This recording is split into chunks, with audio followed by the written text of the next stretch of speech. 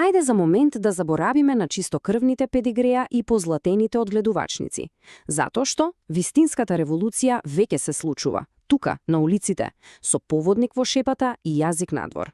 Зборуваме за ДНК коктел што е далеку пофасцинантен од било кое лате на некој луд научник. Добре дојдовте во неверојатниот свет на кучињата од мешана раса. И ова е совршен опис, зарем не? Совршено го доловува духот. Значи, не зборуваме за нешто второкласно, воопшто. Зборуваме за непредвидливи, отпорни и апсолутно уникатни придружници кои целосно ја редефинираат смислата на она најдогар пријател.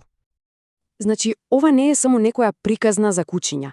Ова е всушност славење на таа славна, понекогаш хаотична, но секогаш неверојатна моќ на различноста. Затоа врзете се, бидејќи нурнуваме директно во живиот свет на мелезите што мафтаат со пашките. Добро.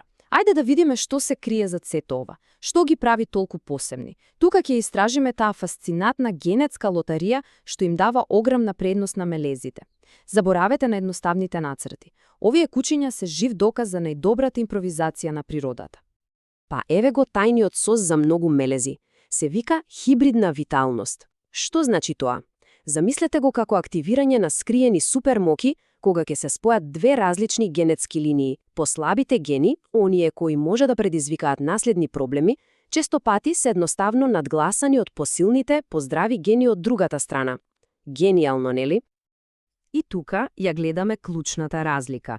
Кај чистокрвните кучиња, понекогаш со генерации се концентрираат истите генетски карактеристики, што може да ги направи поранливи на одредени болести. Но кај мелезите, природата како да си игра со картите. Наместо да ги става сите јајца во една генетска кошница, таа создава куче со биолошки резерви и бекапи. Колку е моćна оваа метафора? Тоа е токму тоа. Не зборуваме за некој апстрактен научен концепт. Зборуваме за живо, дишечко сведоштво дека различноста не е само зачин на животот, туку е самата основа на отпорноста. Добро. Видовме дека се генетски поотпорни. Ама што е со нивниот карактер? Тука работите стануваат уште поинтересни. Вистинската магија на мелезите лежи токму во нивната неверојатна, апсолутно неодолива индивидуалност. И ова е можеби најважното нешто. Тие немаат однапред дефиниран опис на работно место. Не се одгледувани со векови да бидат ловци или чувари. Нивниот карактер е уникатно платно, насликано со боите на нивните собствени искуства, а не со некој строг сет на очекувања. Ајде да видиме неколку примери што совршено го илустрираат ова. Го имаме Чейнс, големо куче што на прв поглед изгледа застрашувачки, а всушност стана неверојатно нежно терапевско куче. Или Пип, мал бушавко за кого сите мислеле дека е мрзлив, а тој испадна неуморен планинар. Овие кучиња постојано докажуваат дека темпераментот е во индивидуата, а не во етикетата. И сега доаѓаме до еден многу важен дел – емоционалното јадро на целата оваа приказна. Прифатилиштата. Затоа што, ако влезете во кое било прифатилиште за животни, огромното мнозинство од кучињата што ќе ве поздрават се токму тие – прекрасни мелези. Ова не е само фраза, тоа е буквална вистина. Со одлуката да вдомите, директно спасувате живот. Правите простор за друго животно во неволја, тоа е победа за добрината, став против прекумерното размножување и секако почеток на едно неверојатно заедничко патување. Но за жалост се уште постојат многу заблуди. Па ајде да ги разбиеме една по една. Митот дека нешто не е во ред со нив? Глупости. Повеќето се таму поради човечки околности, преселби, разводи, финансиски проблеми. Дека нема да ја знаете нивната историја? Прифатилиштата прават се што можат да дадат проценка на нивното здравје и однесување. И дека сите се травматизирани?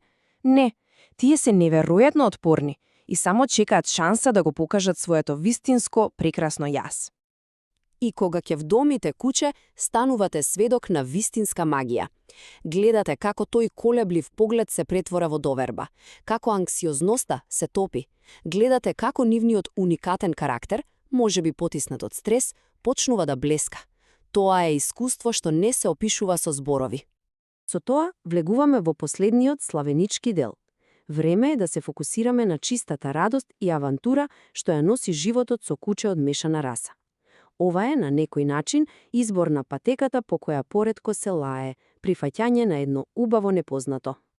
Денес имаме и нешто многу забавно – ДНК тестови за кучиња. Тие можат да понудат еден интересен увид во наследството на вашето куче. Можеби ќе потврдат некои сумнежи или пак целосно ќе ве изненадат. Но важно е да се запомни – ова се проценки. Затоа, искористете ги резултатите како забавен податок, но никогаш не дозволувајте тие проценти да го дефинираат прекрасниот придружник што веќе го сакате. И ова е факт. Мелезите повеќе не се во сенка. Не, тие доживуваат голем културен момент. Ги гледаме како вирални звезди на социјалните мрежи, познати личности гордо ги покажуваат своите вдомени мелези, дури и се надпреваруваат на престижни настани. Перцепцијата дефинитивно се менува. А ако некој се уште се сомнева, историјата е полна со легендарни мелези кои докажуваат дека величественоста нема ама баш никаква врска со педигрето. Од воени херои, како Симбад, до пионери како Сузи и Ендал, овие кучиња покажале извонредна интелигенција, лојалност и храброст. И ова е суштината на целата приказна. Во свет што е обседнат со етикети и дефиниции, мелези да се тука да не потсетат дека најдобрите работи во животот ретко кога се чистокрвни. Тие се совршено несовршени, прекрасно уникатни и способни за безгранична љубов. Тие се жива лекција за прифаќање. Значи, што е заклучокот?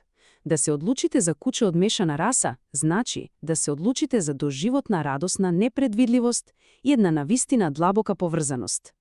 Тие се дневен потсетник за таа неочекувана убавина што се наоѓа во еден мал, прекрасен генетски хаос. Отворете го срцето и домот.